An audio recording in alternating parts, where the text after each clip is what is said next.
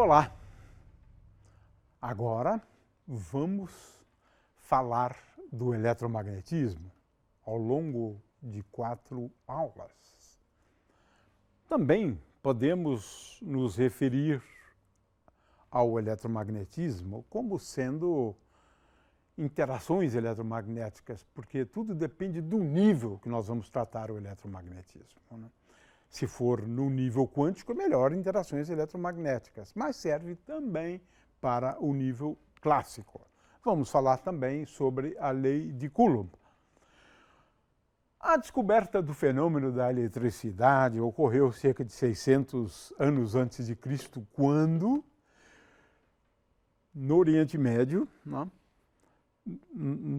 descobriram que o âmbar, isso mesmo, essa pedra bonita, na verdade é uma resina amarela que incorpora no seu interior alguns bichinhos e serve para fazer joias, semijoias, né, porque é muito bonita. E perceberam que quando atritamos, né, o âmbar, e o âmbar em grego tem o nome de elétron, olha só, daí derivando o nome eletromagnetismo. Ora, mais ou menos por essa época, numa região da Grécia conhecida como Magnésia, descobriram umas pedras conhecidas como magnetita e que tinham a habilidade de atrair pedaços de ferro. Estava sendo descoberto o magnetismo, o fenômeno do magnetismo. É interessante porque quase 2000 anos, né, se passaram sem que tenham descoberto nenhuma aplicação prática desses fenômenos da eletricidade, da eletrização e o fenômeno do magnetismo, e eram entendidos como duas ciências à parte, né? Até que os chineses descobriram a bússola, né? Um fiozinho imantado, ele tinha a habilidade de sempre apontar o Polo Norte. É claro que com isso você inferia também o Polo Sul. E isso foi uma grande descoberta do ponto de vista prático, né?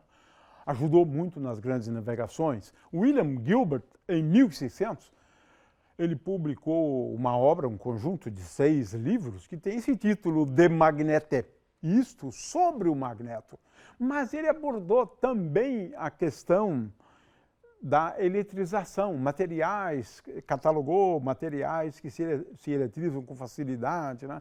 Esse foi um marco, realmente um marco. Ele entendeu, por exemplo, né, que o magnetismo da Terra, né, ele tem muito a ver, né, com um ímã, né? Os polos de um ímã. Ele fez, portanto, uma descoberta importantíssima, construiu uma terrela, né? E o fato é que esses são os desenvolvimentos, né, iniciais da eletricidade e do magnetismo, duas ciências que até então, até 1600, com certeza, não tinham absolutamente nada a ver com a outra, apesar de suspeitas, né? Durante uma tempestade, raios eram capazes, né, de provocar efeitos nas bússolas dos navios, né, indicando, portanto, alguma relação entre uma e outra. Mas não. O fato é o seguinte: o eletromagnetismo, ele ocorre, as interações eletromagnéticas ocorrem por conta de 2 atributos da matéria, qual seja carga elétrica, e aqui o que importa é que o elétron e o próton têm carga elétrica. Sim, tem esses atributos, é claro, com sinais opostos, né?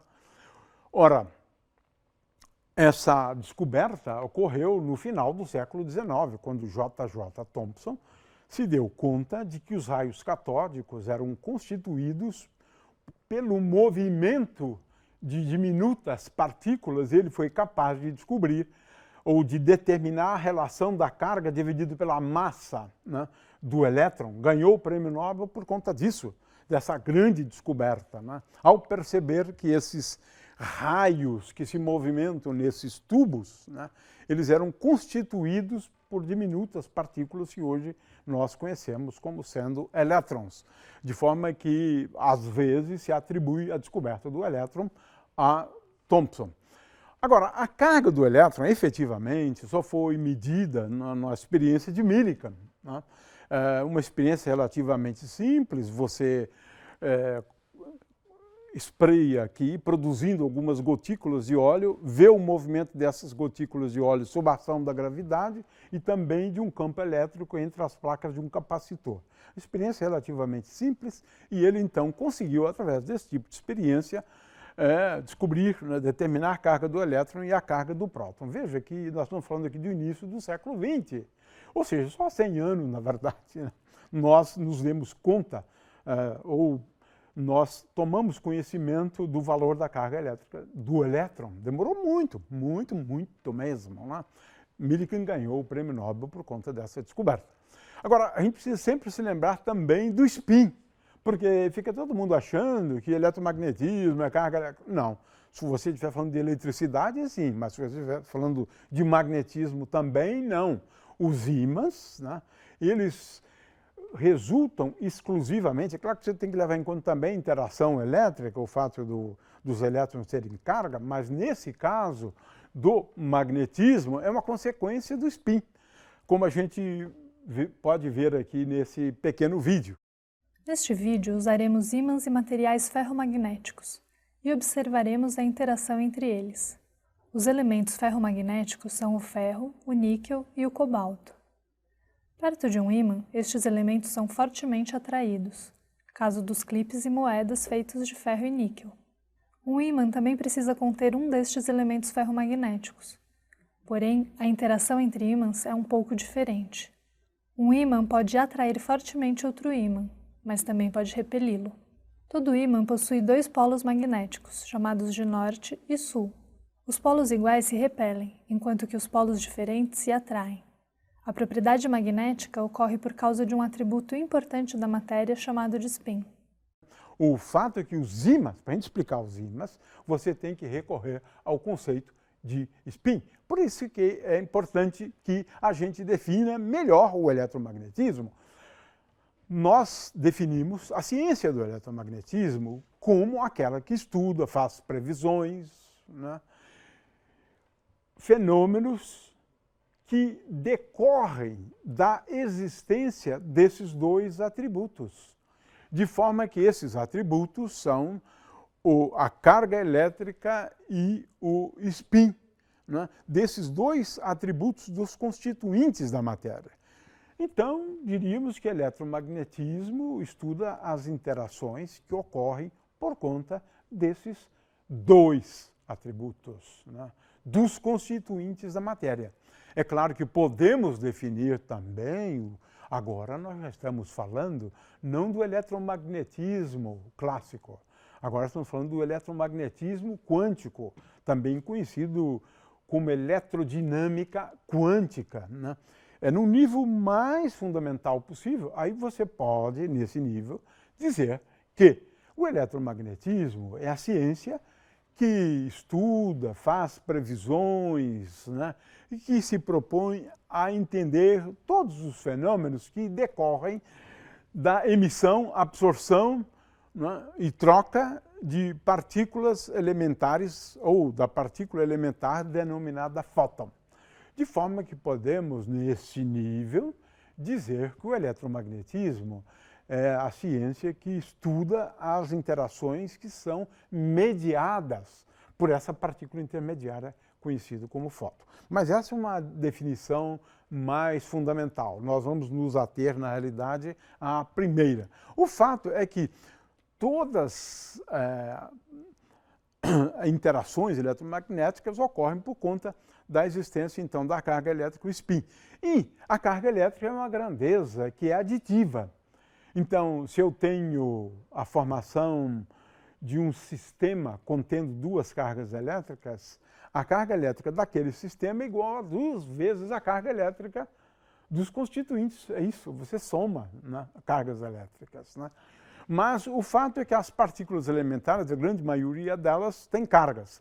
Agora, o que a gente observa, por outro lado, é que no nosso mundo físico, as cargas elétricas, alguns se referem a isso, ao fato de serem grandezas quantizadas, né?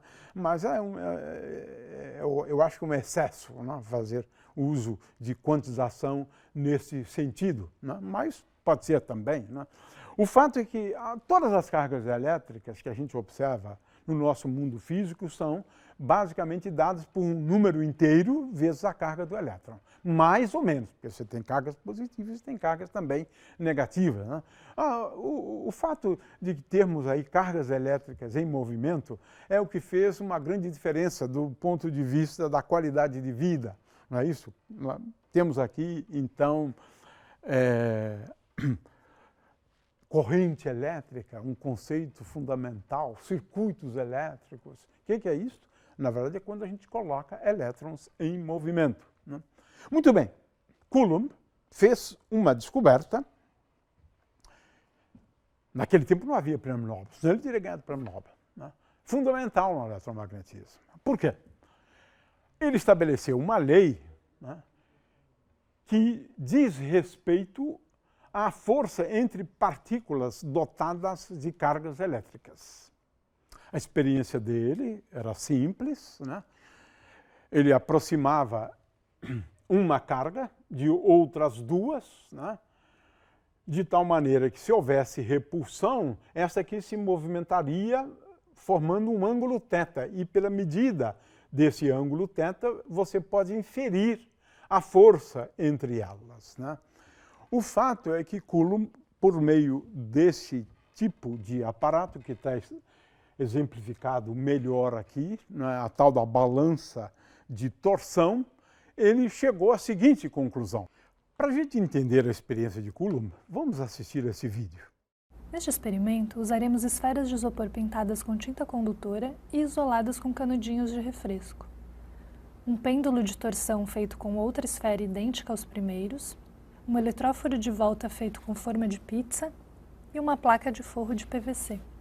Inicialmente, esfregamos a placa de PVC para eletrizá-la. Em seguida, carregaremos a forma de pizza por indução e a encostaremos nas esferas de isopor, eletrizando-as por contato. Podemos observar que as esferas passam a se afastar, ou seja, se repelir, pois ambas adquirem cargas de mesmo sinal.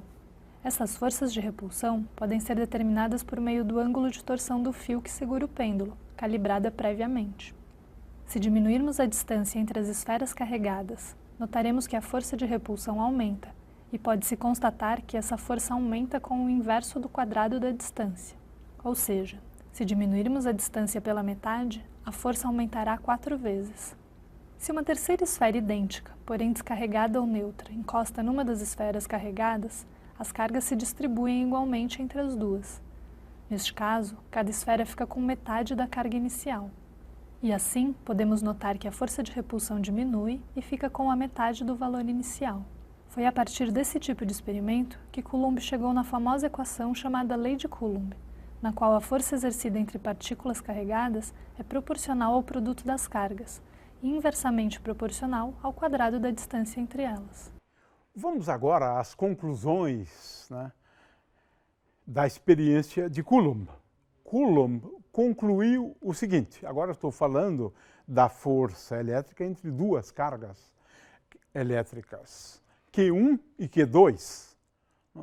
Ora, o módulo da força entre duas cargas é tal que esta força, essa é a lei de Coulomb, ela é dada pelo produto, na verdade seria melhor falar do módulo, né, de Q1 vezes módulo do Q2, portanto, ela é diretamente proporcional às cargas elétricas e ela é inversamente proporcional à distância entre as duas cargas elétricas. Esse d ao quadrado aqui, e tem uma constante de proporcionalidade que, no caso do Sistema Internacional de Medidas, ou no caso do MKS, né, nós utilizamos 1 sobre 4πε0, onde ε0 é uma constante importante do magnetismo e do eletromagnetismo e da eletricidade, né?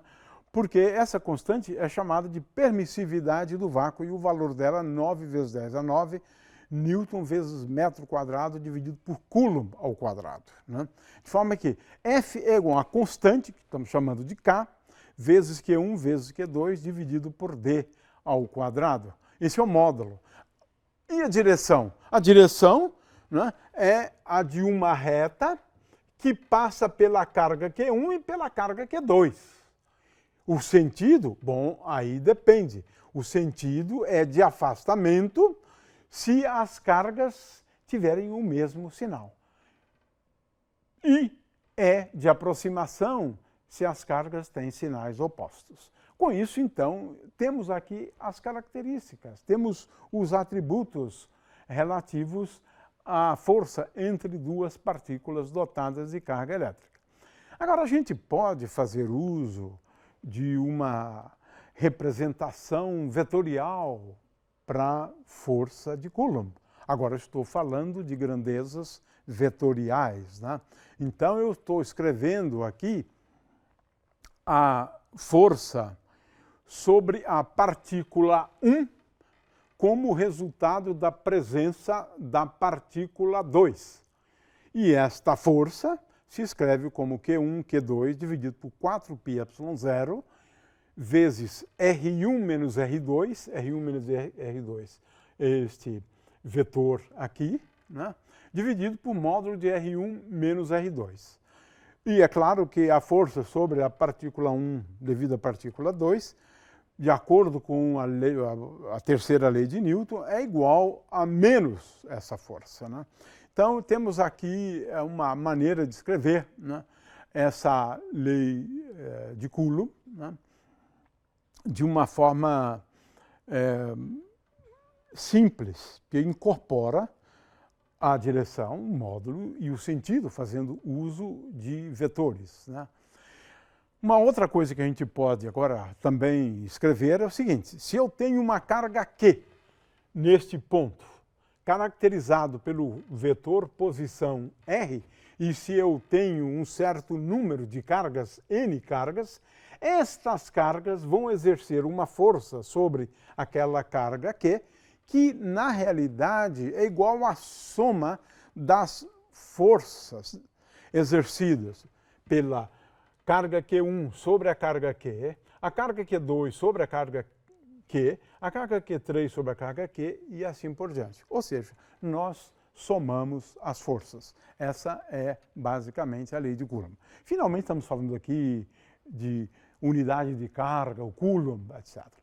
O Coulomb, na realidade, é, no sistema internacional de medidas, né, a unidade de carga elétrica desse sistema. E ela, na verdade, é definida a partir do ampere. Então a gente vai ter que, lá na frente, estudar um pouco o que é o ampere, porque ele precisa ser definido, ele vai ser definido depois, né? Então um Coulomb é igual a 1 ampere vezes 1 segundo. Essa é a unidade no sistema internacional. É claro que a gente pode utilizar também outras unidades, né, no sistema CGS, mas hoje em dia se usa menos o sistema CGS, porque a tendência é sempre fazer uso do sistema internacional de medidas. No sistema CGS se faz uso de uma unidade que é o Stat Coulomb, né? E veja aí, é 3 vezes 10 a menos 10 coulombs, né? Bom, temos outras alternativas também. Uma coisa interessante sobre a carga elétrica é o seguinte: ela não pode ser criada do nada e ela não desaparece. Ou seja, a carga elétrica é uma grandeza que é conservada em todos os processos físicos, no universo, no nosso mundo. A soma das cargas antes de uma transformação qualquer e a soma das cargas depois de ocorrer a transformação, esse valor é o mesmo. Então, se uma carga desaparece dessa região, certamente ela está fora daquela região. Ela não desapareceu. A carga elétrica não desaparece. Existe uma forma da gente escrever isso bastante complicada do ponto de vista formal, né, que é a equação da continuidade. A gente não vai entrar nesse detalhe. Mas a natureza é assim, ela conserva a carga elétrica. Nós podemos, né, às vezes, não ter carga elétrica associada ao elétron e ao próton, mas a gente pode ter a carga elétrica, né, associada a um átomo. Nesse caso, o átomo perdeu 1, 2, 3 elétrons ou ganhou 1, 2, 3 elétrons. Né? Estamos falando aqui de íons, cátions e ânions. Né? O fato é que elementos químicos podem exibir, sim, uma carga elétrica. Né? E isso é importante, essencialmente, para a vida, como a gente vai ver depois. Agora temos mais uma coisa interessantíssima. É claro que a gente não sabe explicar isso, né? A gente não consegue explicar isso. Por alguma razão que a gente não entende, e às vezes se diz, isso ocorre por conta das condições iniciais do universo, como tudo foi criado. Mas a gente acredita que o universo é neutro, assim como no nosso mundo, né? Assim como no nosso corpo. Né? Nós temos um número enorme de elétrons e prótons no nosso corpo, mas em números iguais. Ou seja, nós somos neutros. A matéria, usualmente, é neutra. Agora, por que no universo, né, nós temos essa condição como nós acreditamos? Um número igual de prótons e elétrons é uma coisa muito curiosa, muito interessante. Né? E a gente acredita nisso. Ou seja, temos igual número de prótons e de elétrons no universo. Por quê? Podemos dizer que o universo começou neutro, né? Mas mesmo assim é uma coisa bastante curiosa. Né? E o papel de cargas elétricas no corpo humano é simplesmente pouco explorado muitas vezes. Né? Na verdade, a distinção, né, entre os animais e o reino animal e o reino vegetal tem a ver com íons. Exatamente, tem a ver com íons. Né? Vamos falar depois em potencial de repouso, potencial de ação. Né? Aí, no caso do potencial de ação, estamos falando dos neurônios, mas o fato é que o conceito de carga elétrica é extremamente importante. Em particular, né, você tem íons que se localizam no interior da membrana plasmática e no exterior da membrana plasmática, e em concentrações diferentes. Veja só, isso é fundamental para entender os aspectos mais importantes em relação à vida, distribuição de carga elétrica no corpo humano. É claro que essa questão das cargas elétricas são importantes para a gente entender, né, o átomo, para a gente entender as moléculas, para a gente entender as várias ligações químicas e, em particular, as ligações iônicas. Né? O fato é que esse conceito é um conceito extremamente importante. O conceito de spin já é mais complicado. A gente pensa no spin como sendo um elétron girando em torno de algum eixo. Né? É uma imagem clássica. Serve para a gente tentar entender, mas não é bem assim. Por quê? Na realidade, esse conceito de spin transforma o elétron, que tem, sim, a carga elétrica, e o spin, num pequeno ímã. Isso. Porque ele tem um momento de dipolo magnético. Então, o fato do elétron ter o spin transforma o elétron num ímã. É isso mesmo. O elétron tem uma carga elétrica e se comporta em interações como se fora um pequeno ímã. Mas, para encerrar, vamos falar aqui de coisas agora mais difíceis, né? Espero que haja compreensão disso, mas é um aspecto importante. Né? O spin é uma grandeza física sem nenhum análogo clássico. Nenhum análogo clássico. Por quê? O spin é uma grandeza quântica, só surge na teoria quântica. E, sendo uma grandeza quantizada, essa grandeza é tal que o módulo do spin ao quadrado, e aí não tentem entender, porque ninguém entende, mas é assim. O módulo do spin ao quadrado é igual a uma constante conhecida como a constante de Planck dividido por 2π ao quadrado, vezes S mais 1.